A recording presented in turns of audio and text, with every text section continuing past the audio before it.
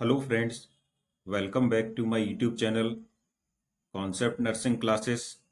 आज की क्लास में RRB nursing superintendent special next practice test solve करेंगे। क्वेश्चन नंबर 1 देखते हैं आज के प्रैक्टिस टेस्ट का। प्रेगनेंसी में थैलेसीमिया का निदान करने के लिए कौन सा टेस्ट किया जाता है? Option A HPO2 greater than 3.5%, option B NESTROFT test, option C chorionic blood sampling, option D mutational analysis test. तो पहले तो आप लोगों को ये पता होना चाहिए कि थैलेसीमिया क्या होता है, उसके बाद इस क्वेश्चन का आंसर दिया जाएगा। तो थैलेसीमिया एक ऐसी कंडीशन है जिसमें जो बच्चा माँ के गर्भ में है उसमें निदान करना है कि इसमें थैलेसीमिया है या नहीं है। थैलेसीमिया मीन्स होता है आरबीसी का प्रोडक्शन, आरबीसी का मैचुरेशन सही नहीं हो पाएगा। इट मीन्स कि आरबीसी का जो प्रोडक्शन है, शरीर के द्वारा जो प्रोडक्शन आरबीसी करेगा, उस प्रोडक्शन की जो क्षमता है वो प्रभावित हो जाएगी। तो थैलेसीमिया में होता क्या है कि जैसे नॉर्मली आरबीसी का आकार इस प्रकार से होता है, ओवल शेप का, लेकिन इसमें आकार डिस्टर्ब हो जाएगा जिससे कि जो ब्लड है, हीमोग्लोबिन है, उसमें बाइंड नहीं रह पाएगा और लो ऑक्सीजन के कारण, एनीमिया के कारण जो बच्चा जन्म लेने वाला है उसकी डेथ होने की पूरी संभावना रहती है। तो इस प्रकार से इसको बचाने के लिए, इसके भविष्य को उचित करने के लिए, भविष्य को सुरक्षित बनाने के लिए जब बच्चा माँ के गर्भ में ही होता है तो एक टेस्ट किया जाता है जिसको हम लोग बोलते हैं कोरियोनिक ब्लड सैंपलिंग। इसको एमनियोसेंटेसिस भी कहते हैं। बच्चा जिस भी फ्लूइड में तैरता है तो उसको क्या बोला जाता है? एमनियोटिक फ्लूइड बोला जाता है। जब उससे सैंपलिंग लेते हैं तो इसको बोलते हैं कोरियोनिक ब्लड सैंपलिंग। इसके द्वारा आसानी से थैलेसीमिया का डायग्नोस कर सकते हैं। तो इस प्रकार से इस क्वेश्चन का जो करेक्ट आंसर हो जाता है ऑप्शन सी बिल्कुल सही हो जाएगा। थैलेसीमिया एक इनहेरिटेड ब्लड डिसऑर्डर है जो शरीर के हीमोग्लोबिन और हेल्दी आरबीसी का प्रोडक्शन करने की क्षमता को प्रभावित करती है। तो इससे प्रॉब्लम क्या होगी? जो हीमोग्लोबिन बनना है बॉडी का और हेल्दी आरबीसी का प्रोडक्शन होना है, उसकी क्षमता को ये क्या करेगा? प्रभावित करेगा। तो ठीक प्रकार से आरबीसी का प्रोडक्शन नहीं हो पाएगा। अब इस चित्र के माध्यम से हम लोग देख सकते हैं कि किस प्रकार से ये आरबीसी का शेप इसमें डिस्ट्रैक्ट हो गया है, मेल फॉर्म्ड हो गई है आरबीसी। तो इस प्रकार से इसको क्या बोला जाता है? थैलेसीमिया बोला जाता है। और लगातार जो भी बच्चा होता है उसमें ब्लड की कमी बनी रहेगी।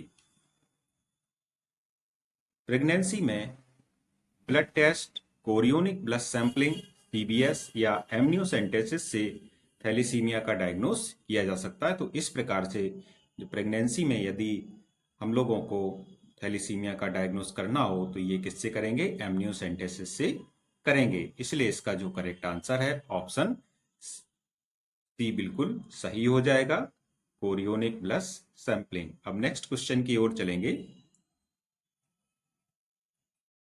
ओरल पोलियो वैक्सीन क्या है? Option A live attenuated vaccine, option B immunoglobulin, option C antiviral, option D both A and B. Oral polio vaccine क्या होती है आपको बताना है। ये 4 ऑप्शन आपके सामने दिए गए हैं। तो इसका करेक्ट आंसर होगा ऑप्शन डी सही हो जाएगा, क्योंकि जो ओरल पोलियो वैक्सीन होती है जिसको अमेरिकन फिजिशियन एल्बर्ट साबिन द्वारा 1961 में डिस्कवर किया गया था, तो ये लाइव एटेन्यूएटेड वैक्सीन होती है। इसका अर्थ होता है कि जो भी वायरस इस वैक्सीन में मौजूद है वो किल करके नहीं डाला गया है, उसकी केवल क्षमता कम की गई है जिससे कि वो बीमारी फैला ना सके, लेकिन जब भी बीमारी के लिए वायरस आएगा एक्टिव होकर के उसको मार दे और शरीर की रक्षा करे। तो इस प्रकार से इसके जो सही आंसर हो जाएगा ऑप्शन डी बिल्कुल सही है, क्योंकि ओरल पोलियो वैक्सीन एक लाइव एटेन्यूएटेड वैक्सीन होता है और एक इम्यूनोग्लोबुलिन होता है। इससे संबंधित जो एक्सप्लेनेशन है वो भी हम लोग अभी देखेंगे। ओरल पोलियो वैक्सीन एक लाइव एटेन्यूएटेड इम्यूनोग्लोबुलिन वैक्सीन है जो बॉडी में पैसिव इम्यूनिटी प्रदान करती है। तो कौन सी इम्यूनिटी प्रदान करेगी? पैसिव इम्यूनिटी प्रदान करेगी। इसकी खोज 1961 में अमेरिकन फिजिशियन अल्बर्ट साविन द्वारा की गई थी। अब बात करते हैं कि पोलियो वैक्सीन कितने प्रकार की होती है। तो पोलियो वैक्सीन 3 प्रकार की होती है। कौन कौन सी? बाइवैलेंट, ट्राइवैलेंट और मोनोवैलेंट। बाइवैलेंट वैक्सीन ऐसी वैक्सीन होती है जो वायरस के टाइप 1 और 3 से सुरक्षा देती है, क्योंकि जो पोलियो वायरस होता है ये भी 3 प्रकार का होता है, टाइप 1, टाइप 2 और टाइप 3। तो बाइवेलेंट वैक्सीन हमारी ऐसी वैक्सीन है पोलियो की जो टाइप 1 और टाइप 3 से सुरक्षा देगी। Trivalent vaccine type 1, type 2, type 3 तीनों से सुरक्षा देगी। और मोनोवैलेंट वैक्सीन के लिए क्या होता है, अलग अलग टाइप के वायरस के लिए अलग अलग बनी होती है, तो अलग अलग सुरक्षा देती है। इस प्रकार से हम लोगों ने समझा पोलियो के बारे में।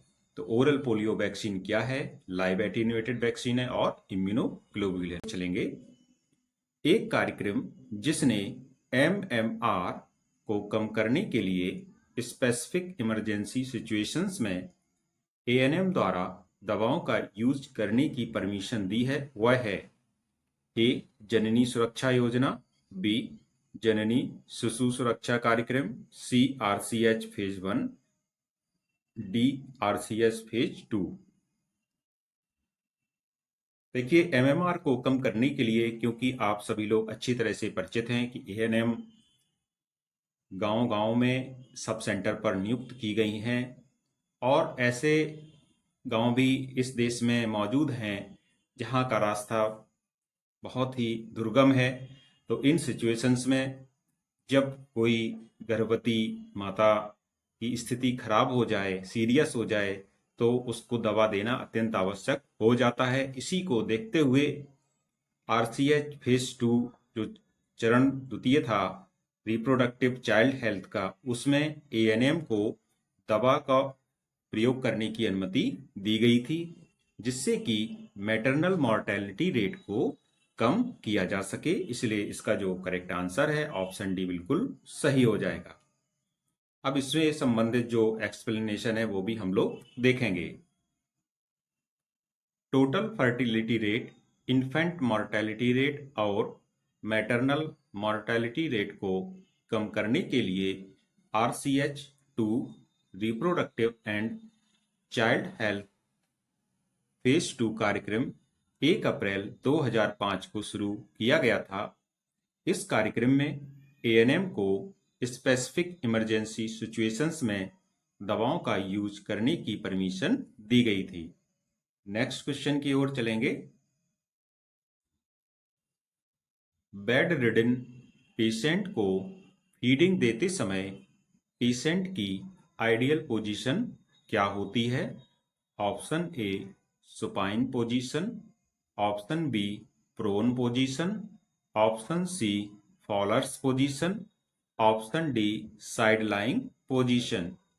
बेड रिडन पेशेंट का अर्थ होता है ऐसा पेशेंट जो काफी समय से बिस्तर पर हो और चलने फिरने में असमर्थ हो, उस पेशेंट को बेड रिडन पेशेंट कहा जाता है। तो जब भी ऐसे पेशेंट को फीडिंग देंगे तो इसको फॉलर्स पोजीशन में कर लेंगे पेशेंट को, और फॉलर्स में करने के लिए उसके सिरहाने को कुछ अंश ऊपर उठा दिया जाता है। तो ये क्या होती है? फॉलर्स पोजीशन इस प्रकार से होती है जिसमें बिस्तर का सिरहाना ऐसा उठा दिया जाता है, जिससे कि आसानी से खाना उसके पेट में पहुंच जाए। इस प्रकार से इस क्वेश्चन का जो करेक्ट आंसर हो जाएगा ऑप्शन सी सही हो जाएगा, फॉलोअर्स पोजीशन। जो भी कैंडिडेट इस प्रकार की डेली पीडीएफ प्राप्त करना चाहते हैं वह इस नंबर पर व्हाट्सएप करके इसकी पीडीएफ प्राप्त कर सकते हैं। नंबर है 9235830254। इस नंबर पर व्हाट्सएप करके आप इस प्रकार की डेली पीडीएफ प्राप्त कर सकते हैं। नेक्स्ट क्वेश्चन की ओर चलेंगे अब। Next question, what is main function of liver? Liver का मुख्य कार्य क्या है? Option A produces insulin, option B bile production and excretion, option C secretion of gastric juice, option D all of them. तो यहां पर जो करेक्ट आंसर होगा, लीवर का मुख्य कार्य है बाइल प्रोडक्शन और excretion. So the correct answer is option B. Liver blood को प्यूरिफाई करता है और विषाक्त पदार्थों और अपशिष्ट को बाहर निकालता है, जो अल्टीमेटली यूरिन और स्टूल के माध्यम से शरीर से बाहर निकल जाते हैं। तो लीवर का जो यहाँ पर मेन फंक्शन है वो है बाइल प्रोडक्शन एंड एक्सक्रीशन। और इसके अतिरिक्त जो लीवर का काम होता है ब्लड को प्यूरिफाई करना, और जो भी विषैले पदार्थ शरीर में बन रहे हैं, वेस्ट प्रोडक्ट बन रहे हैं, उनको मल मूत्र के द्वारा स्टूल और यूरिन के माध्यम से बॉडी के बाहर निकालना, ये भी लीवर का कार्य होता है।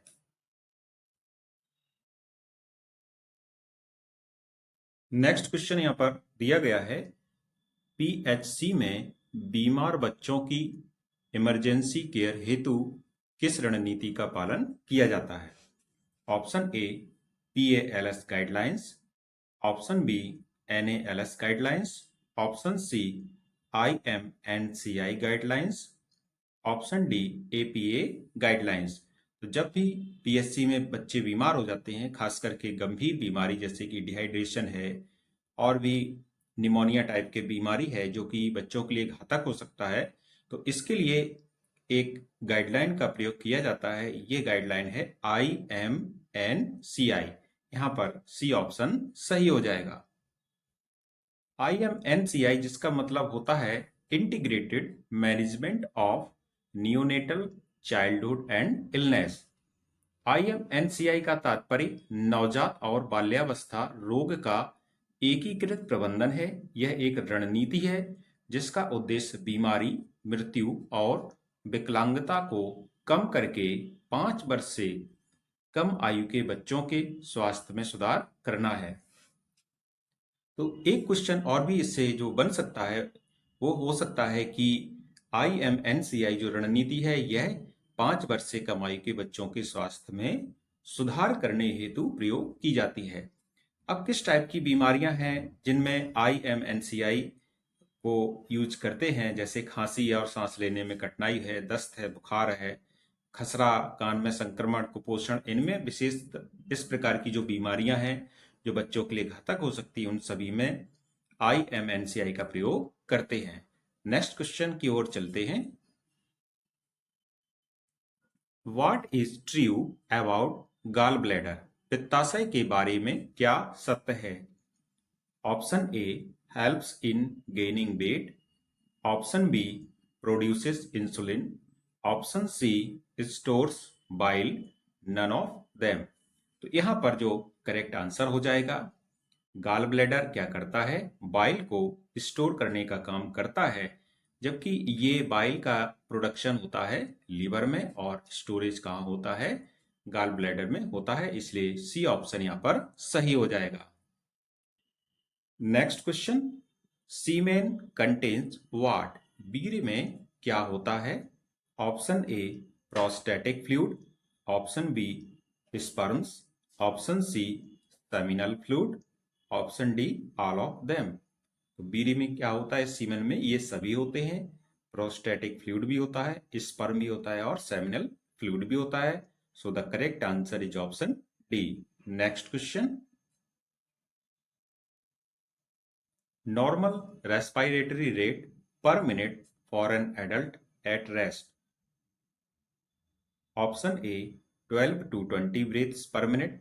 Option B 10 to 14 breaths per minute. Option C 10 to 20 breaths per minute. Option D 15 to 25 breaths per minute. तो एक जब सामान्य व्यक्ति रेस्ट पे हो उस समय उसकी जो रेस्पिरेटरी रेट होगी कितनी होगी, तो इसका जो करेक्ट आंसर होगा ऑप्शन ए सही हो जाएगा। 12 से 20 breaths per minute correct answer है। Next question, which muscle is most typically used to give injection in arm? Option, पहला ऑप्शन है बाइसेप्स, ऑप्शन दूसरा है ट्राइसेप्स, तीसरा है डेल्टॉइड और चौथा है ब्रैकियलिस। तो इसमें सबसे अधिक आईएम इंजेक्शन आर्म में जब देते हैं तो कौन सी मसल का यूज करते हैं? तो ये होती है deltoid. So the correct answer is option सी।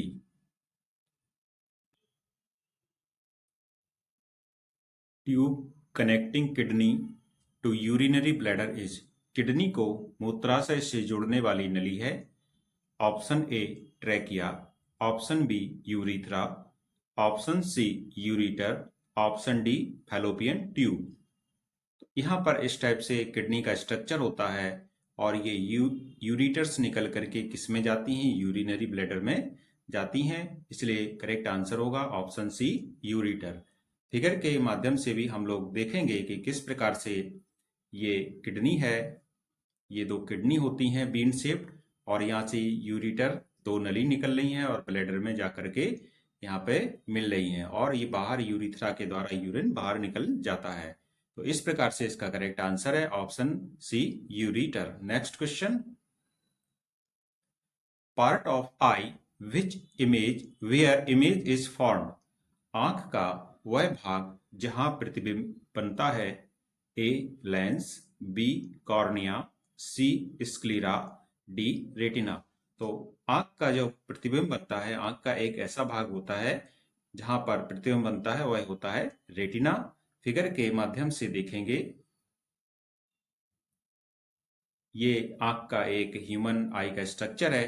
तो यहाँ पर जो रेटिना होती है ये पीछे साइड होती है, सबसे भीतरी भाग होता है और यहाँ पर क्या होता है, जो किरणें यहाँ से आ रही हैं किरणें सीधा रेटिना पर प्रतिबिंब बनाती हैं और ये ऑप्टिक नर्व के द्वारा ब्रेन में जाकर के उसको एनालाइज किया जाता है और जो भी फिगर बनता है इसमें वो उल्टा बनता है, लेकिन ब्रेन उसको एनालाइज करके सीधा कर लेता है। तो इस प्रकार से इसका करेक्ट आंसर है ऑप्शन डी रेटिना। किसी वस्तु का प्रतिबिंब सामान्य मनुष्य के नेत्र के रेटिना पर बनता है। रेटिना आंख का सबसे भीतरी हिस्सा होता है। इस प्रकार से आज का यह प्रैक्टिस टेस्ट यहीं पर समाप्त होता है। Thank you. Please like, comment and subscribe my channel.